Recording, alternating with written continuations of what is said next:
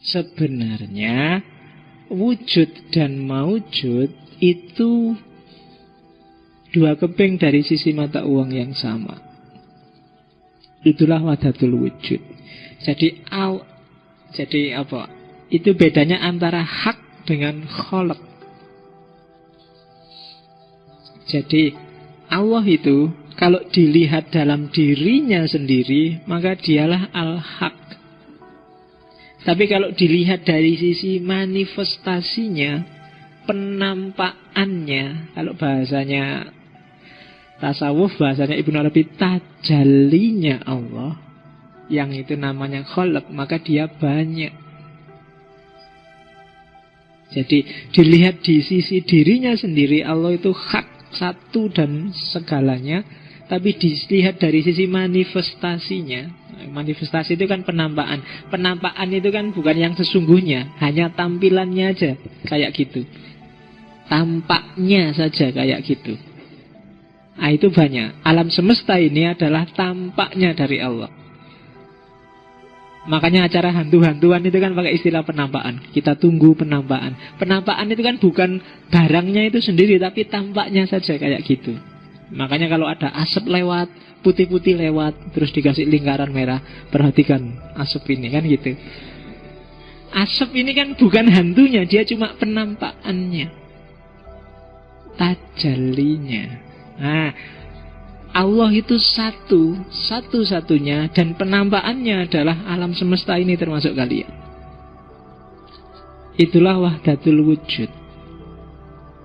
Analoginya biasanya pakai cermin kalau di Ibnu Arabi. Kayak cermin banyak, atau kalau bingung cermin banyak, misalnya ruangan ini temboknya semua kita ganti dengan kaca yang bisa dibuat berkaca. Terus aku berdiri di tengah-tengah ruangan ini yang sekelilingnya kaca, maka kamu kan lihat gambarku ada di sana, gambarku ada di sana, gambarku ada di sana, kan? Yang ada di kaca itulah penampakan. Wujud yang sejati, ya aku yang ada di tengah itu tadi. Alam semesta, termasuk manusia, itu gambarku yang ada di kaca itu. Dan Allah adalah aku yang ada di tengah-tengah itu tadi. Itulah wahdatul wujud. Wujud yang sejati, ya aku yang di tengah tadi. Yang lain kan cuma penampakan. Apapun yang lain itu kan tergantung aku. Kalau aku ngangkat tangan, dia juga ngangkat tangan. Yang gambar di sana, yang belakang juga ngangkat tangan. Dan alam semesta itu ya gambar-gambar yang ada di kaca. Mungkin yang pojok sana jadi gunung, yang pojok sini jadi laut, yang pojok... Itu gambarnya Allah. Gambarku di kaca kan gitu. Yang sebelah sana gambar punggung, sebelah sana gambar wajah, sebelah sana gambar pundak kanan, sebelah kiri gambar pundak kiri. Dan itulah alam semesta. Ada yang sedikit menggambarkannya, ada yang banyak, ada yang hampir representatif.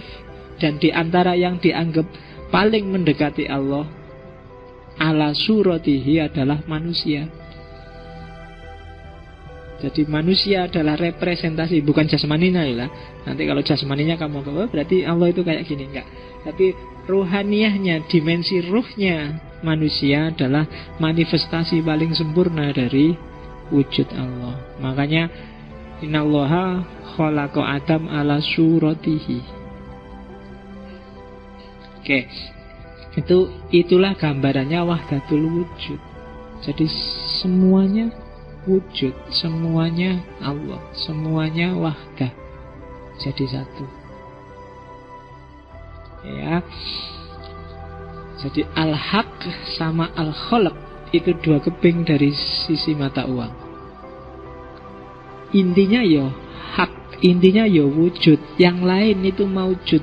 Dia ada sesuai dengan yang wujud tadi. Karena gambar di kaca itu sesuai dengan apapun yang dilakukan oleh yang berkaca. Itulah yang disebut wahdatul wujud. Agak beda dengan hulul, dengan itihad, dengan Surawardi kemarin. Jadi kalau ini coraknya tidak ada jarak.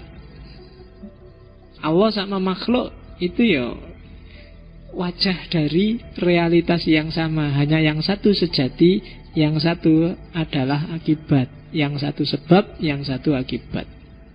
Yang satu wujud, yang satu maujud. Yang satu hak, yang satu kholak. Oke, jadi semua manifestasi dari Allah. Nah, kalau ada yang jahat-jahat gimana, Pak? Apa Allah juga jahat? Enggak. Kejahatan itu muncul ketika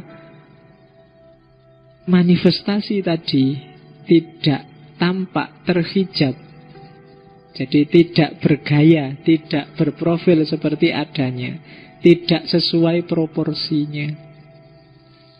Kejahatan itu kan ketika sesuatu tidak proporsional, tidak pada tempatnya. Ya kan?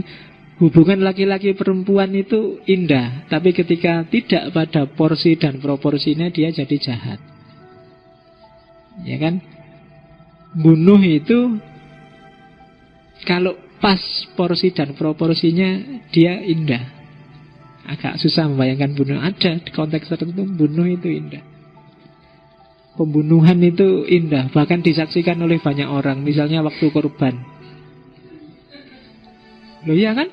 Korban itu kan kamu pembantaian besar-besaran terhadap sapi dan kambing. Tapi kan tidak terasa jahat, terasa indah. Karena apa? Porsi dan proporsinya pas. Bahkan kadang-kadang bohong pun kalau proporsional sesuai kondisi kadang-kadang pas. Sesuai, indah. Ya kan, loh, bohong indah itu kan ya, kamu yang pacaran kan sering ngalami. Kamu kangen aku enggak? Iya kangen, padahal enggak. Tapi kan indah. Bohong tapi indah. Oke, ya enggak gitu maksudnya. Jadi, enggak semua yang ada di alam semesta ini ayo realnya pas, maka dia adalah manifestasi dari adanya Allah. Oke. Nanti ini membawa implikasi panjang. Misalnya, gimana Pak kalau terus ada orang bilang berarti tidak salah orang Kristen dong? Ketika orang Kristen bilang Isa, Yesus itu Tuhan, kan semuanya juga Tuhan, gambarannya Tuhan. Kan gitu. Kalau pakai Ibnu Arabi, iya benar Yesus itu Tuhan, tapi tidak bisa dibalik kalimatnya. Tidak bisa Tuhan itu Yesus. Jadi Yesus itu Tuhan ya karena memang dia salah satu tajalli manifestasi Tuhan. Sebagaimana kamu boleh bilang anak al-haq, tapi nggak bisa dibawa al-haq huwa ana. Kalau anak al-haq, aku bagian kecil dari al-haq yang luar biasa besar. Tapi nggak bisa dibalik. Karena anak adalah gambar yang ada di sana. Itu juga manifestasi Tuhan, tapi dia tidak Tuhan yang sejati. Yesus Tuhan iya, tapi tidak selalu Tuhan itu Yesus. Jadi cara berpikirnya seperti itu. Itu sehingga Islam datang meluruskan semuanya. Tidak kayak gitu. Biarkan Allah yang sejati itu apa adanya. Yang lain itu kholak.